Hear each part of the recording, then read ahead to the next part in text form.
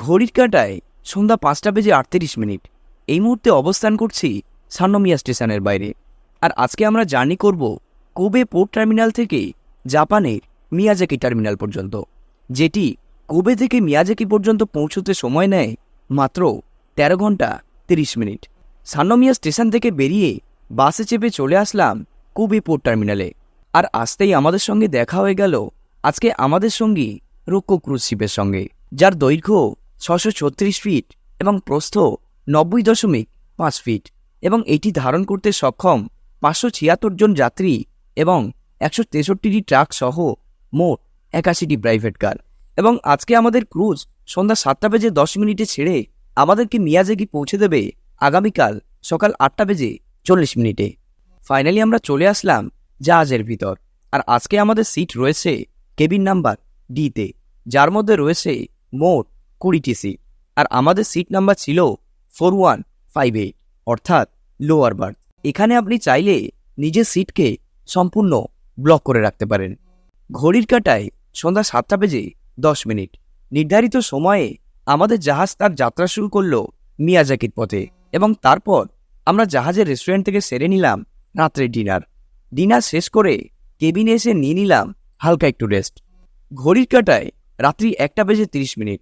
জাহাজের সিংহভাগ মানুষ তখন গভীর ঘুমে আচ্ছন্ন। আর এই সময়ে আমি বেরিয়ে পড়লাম সম্পূর্ণ জাহাজকে একটু ঘুরে দেখতে। রয়েছে ভেন্ডিং মেশিন, একই সঙ্গে সিঙ্ক এবং হট ওয়াটার ডিসপেন্সার। বেসিনের সঙ্গেই রয়েছে হেয়ার ড্রায়ার, রয়েছে স্মোকিং রুম, একই সঙ্গে নিজের লাগেজকে সংরক্ষণের জন্য রয়েছে লকার রুম। সবকিছু ঘোরার পর আবারও আমরা ফিরে আসলাম আমাদের অসম্পূর্ণ ঘুম সম্পূর্ণ করার উদ্দেশ্যে। ঘড়ির কাঁটায় সকাল 6:33। রাত পেরিয়ে আবারও একটি নতুন দিনের সূচনা হয়েছে। ঝটপট করে চলে আসলাম জাহাজের উপরের ডেকে, উদ্দেশ্য সূর্যোদয় দেখার। কিন্তু ডেকে এসে সব আশা যেন এক নিমেষে তলিয়ে গেল অতল সমুদ্রের নিচে, কারণ আকাশে তখন জমেছে ঘন মেঘের সাথ। মিয়াজাকি পৌঁছতে তখনও 2 ঘন্টা বাকি। অগত্যা ভিউ পয়েন্টে এসে একটি চেয়ারে বসে দেখতে লাগলাম বাইরের সৌন্দর্য। ঘড়ির কাঁটায় সকাল 7:48।